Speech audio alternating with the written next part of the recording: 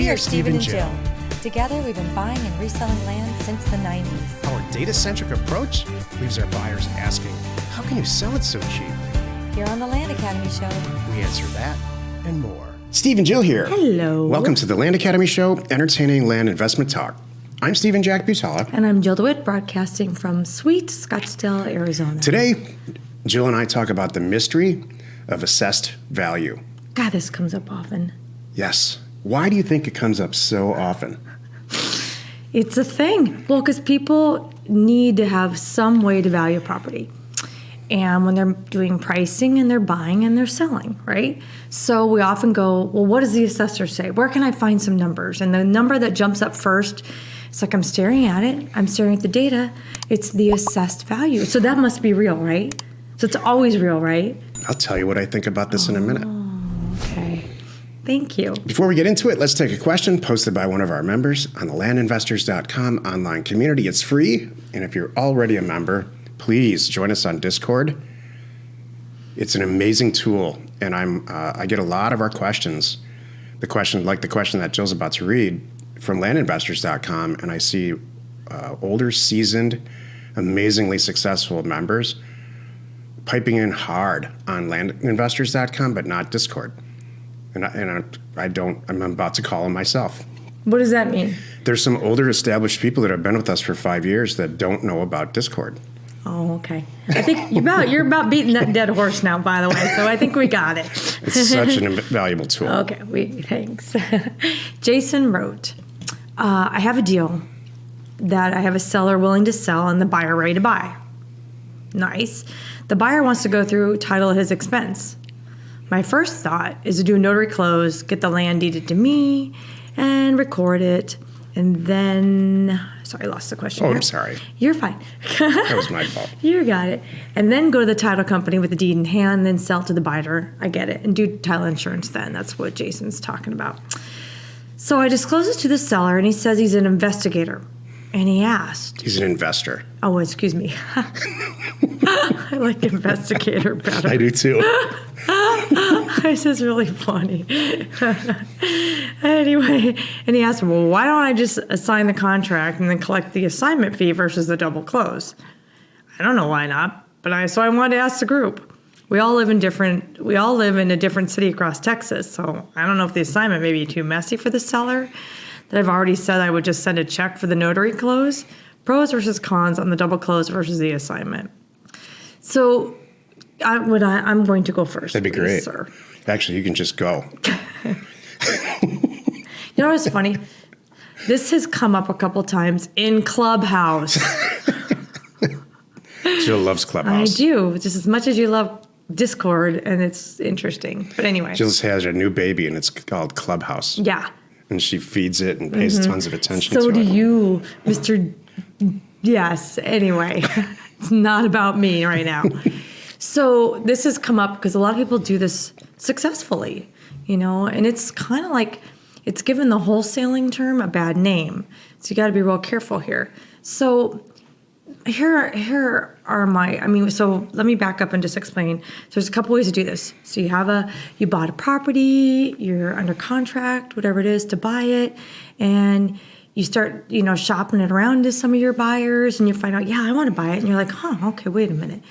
He's ready to go, and the seller's ready to go. I can just take a piece in the middle. That's what he's talking about, do an assignment, and walk away. Or I own it, my name's on the deed, even though it's only on there for 5 minutes. Well, I hand it over and sell it to the guy. You just got to be careful because you don't want to lose the deal, and you don't want to lose the seller. I really like the first thing that Jason, is it Jason? Yeah, Can me I scroll too, up here? Jill. I agree. That Jason set up, which is, I'm going to take ownership of it. My name's on the deed. I'm putting my money where my mouth is. If anything goes sideways, my seller's going to get the money no matter what. I'm committed to buy it from him at this price. You can control the deal that way. Mm-hmm. And no one can take it from control. me. We're not talking about the sale right now because that's not the thing for the seller. And it could, it's kind of a bummer when you are the seller. You're like, wait a minute. You already found somebody and you're making $20,000 right now. Well, why am I even talking to you? Same thing with the buyer. Why would I just go to that guy? And now, by the way, I've got the guy's name because now we're all talking. We're all in escrow, and it could leave a little bit of a bad, taste and a bad feeling, and they could talk and exclude you. And the only thing you have is like, you can jump up and down and hire a lawyer, but are you really going to do that? I'm not gonna. I'm just going to walk away. It's everybody thinking. Mm-hmm. If this is such a great deal and it's a great piece of real estate and it's all legit, then why are we doing it, structuring it this way, where this person's not buying? He's just getting in the way. Exactly. Now you start to approach real estate agent status. Exactly. Where you're just getting in the middle of a deal, you're taking a fee. Usually it's way too much. You got to be making a mess. And my question is, I have a few questions. Like, my first question is, how did you get a buyer on this?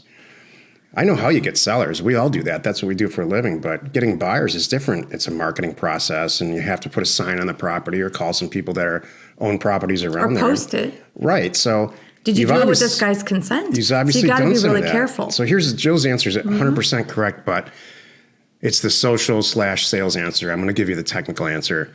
You don't really have equitable title in this property. Equitable title doesn't mean necessarily that you own it, but it means you have an interest in it. Some people will argue, well, I have a signed purchase agreement. I have an equitable title. I would not argue that, but some people will. And I'm not sure about Texas.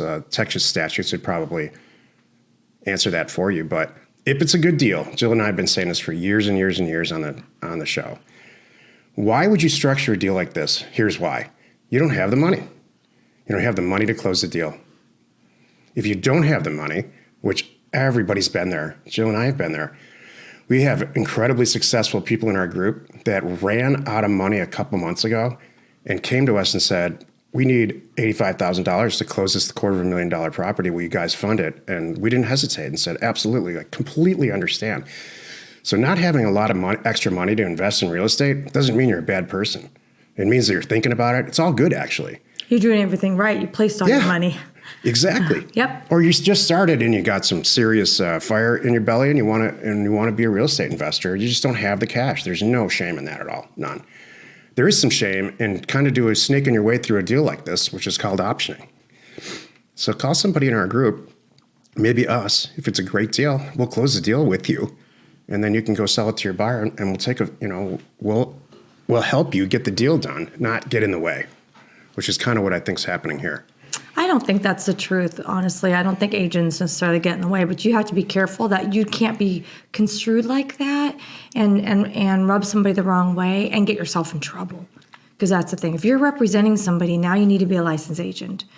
When you're really buying it and you're holding the title in your hand, now you're an owner. It's a whole different thing. Puts you in a different legal category entirely. Exactly. That's kind of how we roll. I guess that's my whole point of this thing is, how are you going to roll? How are you going to function in this career? And I really prefer to be, overly cautious, maybe more by the book, and then no one ever can say anything like I did anything wrong.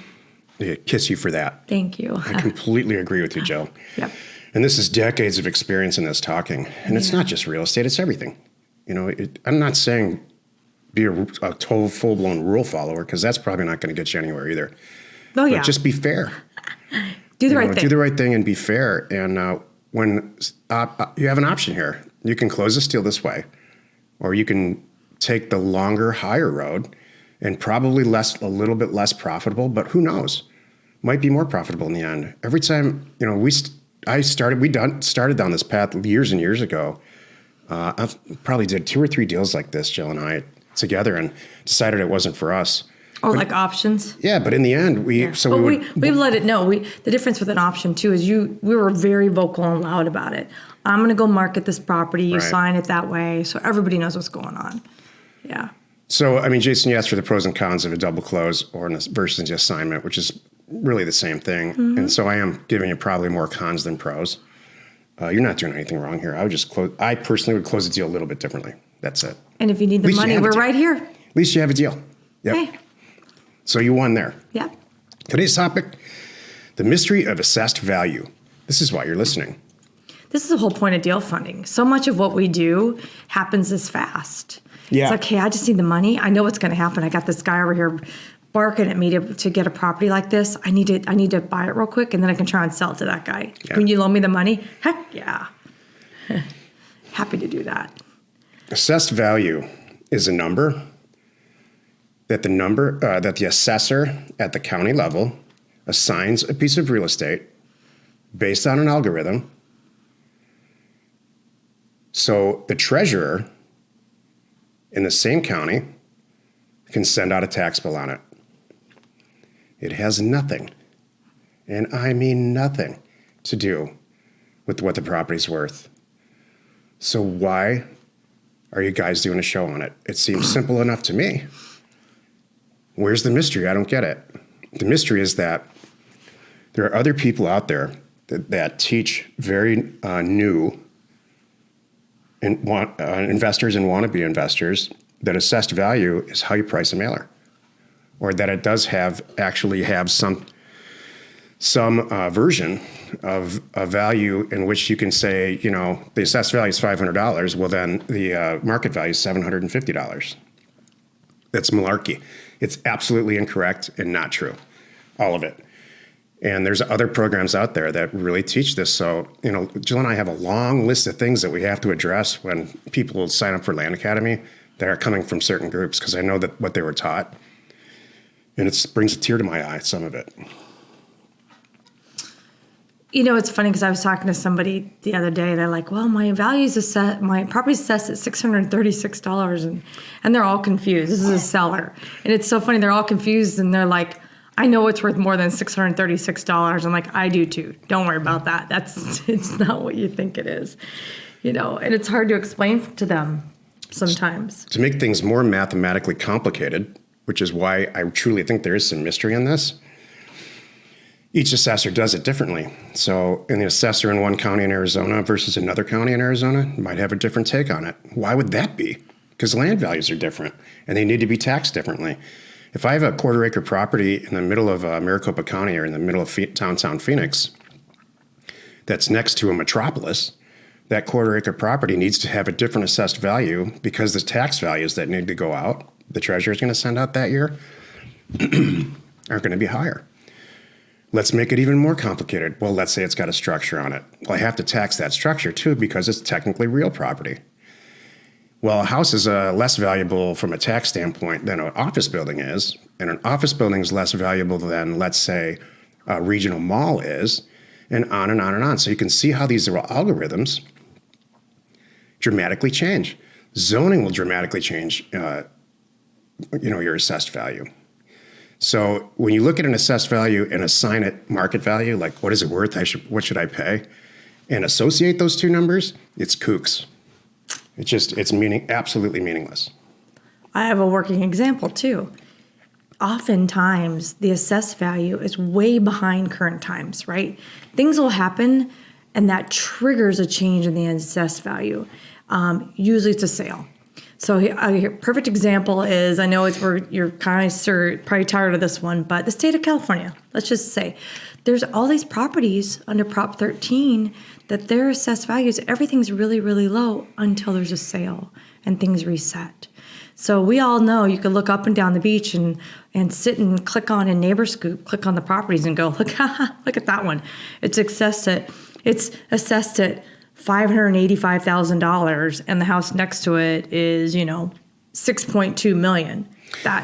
That's because until there's a sale, it's not going to trigger any change. What she's saying is, and you're 100% right. What she's saying is that in the state of California looks at the most recent sale as a huge trigger to reassess the property. Right. In some cases, and I don't want to get too complicated here, under Prop 13, which I think is 1976, it goes back that far.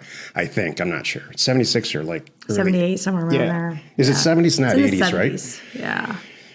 So if you never sold your property, or if you deeded it to somebody who's a family member, you never got reassessed. Or if you did, it's tiny. It's 2%, a maximum of 2% max. of assessed increased value a year. Yeah. It doesn't mean market value. Right. It's hilarious. So side-by-side property could have wildly different assessments. And so you can see why you just would never assign a value to that. The market value is driven by pure supply and demand. So what do? Look at what's for sale today. Use that as your gauge. and look at sold comps. Look what's recently sold, not just what's for sale too, by the way, because there are some people out there that are kooky, and then put their for sale by owner, or they talk an agent into saying, let's list it at this, my make me move number, and there's property, there's land versions of that too. Like, I'm selling it. If someone comes along for this price, they can have it. Otherwise, I'm going to, the kids are going to get it when I pass on. So, but you do need to look at, you have to, and there's a whole nother show, but pricing and spending way more time on things, this is not the one you should use. Exactly. So I hope we demystified this concept of assessed value. In fact, I would recommend this for somebody who's new, or at least newer, or somebody who just doesn't care, which is me very often. Forget it. Mm-hmm. Don't ever look at it again. It doesn't matter. Assessed value of a property doesn't matter for what we do at all.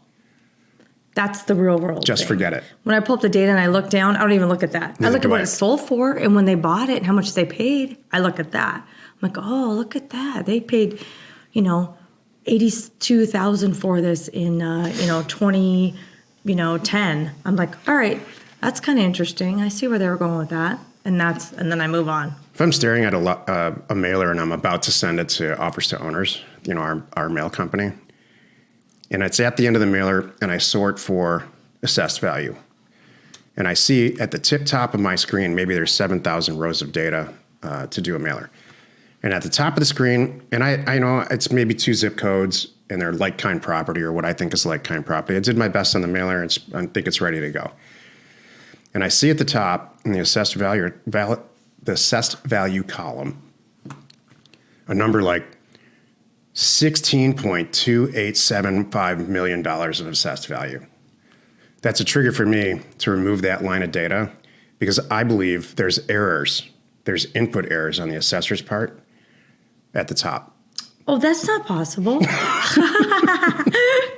From what I hear, I don't know this from personal experience, there's a lot of drinking in most assessors' offices. That's interesting. The same thing on the bottom. That one. The same thing happens on the bottom. If I see all like-kind property, and then there's 10 or 15 properties at the bottom, this is real. This happens on every mailer. 10 or 15 properties on the bottom, maybe more, that have assessed values of 0.003, 0.4, 6, 16, because almost every assessor that I've ever studied has a bottom number. Usually it's like 500. Well, that's great, Jack, but I've heard you say a million times, nonprofits like nonprofit hospitals, they don't pay any real estate taxes at all. Universities that are nonprofits don't pay any taxes at all, real estate taxes, and that's absolutely true. That doesn't mean they don't get assessed. The assessor and most counties are really interested in figuring out every single tax billing period, how much money they left on the table, because nonprofits don't have to pay property taxes. So they keep up on those assessments, and trust me, they're big numbers. They won't hit your mailer. If you mistakenly get a hospital in your land mailer, you have bigger problems than assessed value. Here we go. Oops. Happy you could join us today. 5 days a week, you can find us right here on the Land Academy Show. Tomorrow, the episode of the Land Academy Show is called Our Last Mailer, Deconstructed, and How We Made $250,000. You are not alone in your real estate ambition. Really? You guys have to talk about a mailer again, huh? Yeah. Can you find something else to talk about that's a little more interesting than a mailer? It's funny you should bring that up. Oh, gosh. Hey, if you're interested in learning more about us or what we do, check out landacademy.com and houseacademy.com. We provide the education, tools, and support you need to be flipping property like the pros. We're Steve and Jill. Information and inspiration to buy undervalued property. We hope you find our content valuable, and we appreciate your support. If you have not already, please check out our channel and hit the subscribe button. And your comments and suggestions help us to create the content you're here for. Hitting the like button helps to support our channel's algorithm and gauge your interest for future shows.